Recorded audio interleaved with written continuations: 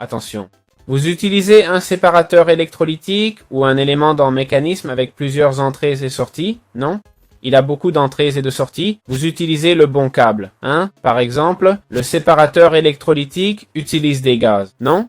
Êtes-vous sûr d'utiliser le bon câble, d'accord? Vous utilisez le pressurized pour les gaz, le pipe pour les liquides, etc. Non? Mais vous n'arrivez pas à extraire l'oxygène ou d'autres éléments, même si vous avez réussi avec l'hydrogène, d'accord? Bien, il y a deux solutions à ça, ok? Le plus probable, c'est que le câble soit mal branché.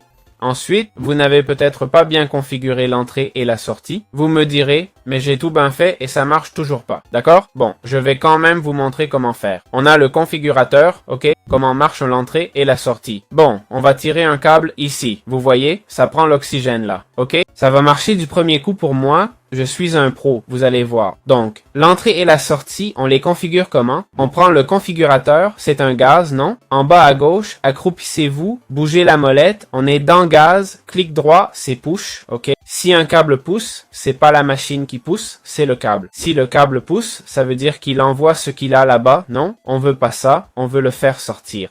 Donc, pull, ok? Maintenant, il prend les objets et les emporte. Voilà l'oxygène. Bon, et pour déposer les objets, si je le mets ici, ce serait push, ok? Dans ce qu'on fait n'a aucun sens, hein? Mais bon, alors comment je sors l'hydrogène? Bon, imaginons qu'on soit ici, d'accord? Maintenant, j'ai l'hydrogène, c'est génial. Mais disons qu'on a déjà le raccord d'eau ici, ok? On a autre chose branchée ici, je sais pas, la chaleur et tout, et on extrait l'hydrogène par là, ok? Et ça se connecte pas, on essaie de faire la config du site, d'accord? La config du site, c'est une autre façon de le faire, ok? Je vous ai montré avec le configurateur, mais si ici ça sort de l'oxygène, non? Vous voyez? Clic droit, on va sur config du site, vous verrez qu'il y a sortie 2. Ça veut dire quoi sortie 2? Ça sort le deuxième élément, ok? C'est dans sortie. Et on est où là? On est dans la config des items. Vous voyez? Si on choisit gaz, ça devrait être pareil, ok? Important, ok? Ou si on veut sortir un fluide ou autre. Donc voilà, je vous ai montré les entrées, sorties, comment changer les trucs, ok? Que ce soit énergie, fluide, liquide, gaz ou objet, ça ne marche toujours pas. Je sais, c'est frustrant, hein? Ça m'est arrivé de passer 10 minutes à dire tout était bien configuré, mais tu m'ignores. Par exemple, avec le laveur chimique, tu vois?